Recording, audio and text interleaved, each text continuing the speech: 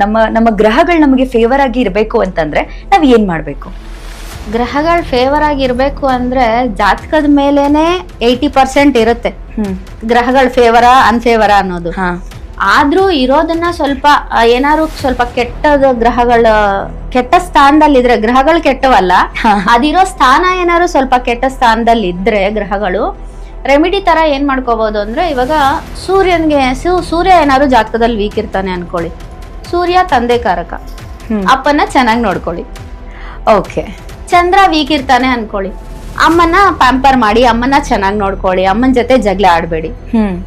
ಕುಜ ಬಂದು brother or sister, so brother sister ಜೊತೆ ಚೆನ್ನಾಗಿದ್ರೆ ಕುಜ ಚೆನ್ನಾಗ್ ಆಗ್ತಾನೆ.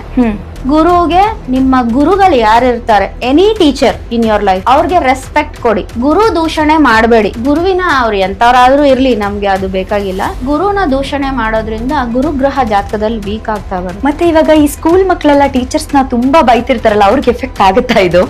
ಇನ್ ಫ್ಯೂಚರ್ ಆಗುತ್ತೆ. ಶುಕ್ರ ಚೆನ್ನಾಗಿರ್ಬೇಕು ಅಂದ್ರೆ ಹೆಣ್ಮಕ್ಳಿಗೆ ತುಂಬಾ ರೆಸ್ಪೆಕ್ಟ್ ಕೊಡಿ. ಅದು ಮನೇಲಿರೋ ಹೆಣ್ಮಕ್ಳಾಗ್ಲಿ, ಹೊರಗಡೆ ಇರೋ ಹೆಣ್ಮಕ್ಳಾಗ್ಲಿ, ನೀವು ಹೆಣ್ಮಕ್ಳಿಗೆ ರೆಸ್ಪೆಕ್ಟ್ ಕೊಟ್ರೆ ಶುಕ್ರ ಚೆನ್ನಾಗ್ ಆಗ್ತಾನೆ. ಜಾತಕದಲ್ಲಿ ವೀಕ್ ಇದ್ರೂನು ಶುಕ್ರ ಚೆನ್ನಾಗಾಗ್ತಾನೆ. ಶನಿ ಗ್ರಹ ಪ್ರಾಬ್ಲಮ್ ಏನಾರು ಇದ್ರೆ, ಈ ವಯಸ್ಸಾಗಿರೋ ಅಂತ ಮುದುಕರು ಇರ್ತಾರಲ್ವಾ, ಅವ್ರಿಗೆ ಏನಾರು ಹೆಲ್ಪ್ ಮಾಡಿ. ಇವಾಗ ದೇವಸ್ಥಾನಗಳ ಹತ್ರ ಅಲ್ಲೂ ಇಲ್ಲೂ ಇರ್ತಾರೆ ಮುದುಕರು, ಅವರೆಲ್ಲ ಅವ್ರಿಗೆ ಏನಾರು ಸ್ವಲ್ಪ ಚಪಾತಿ, ರೊಟ್ಟಿ ಈ ತರ ತಗೊಂಡೋಗ್ ಕೊಡಿ, ಊಟ ಕೊಡ್ಸಿ.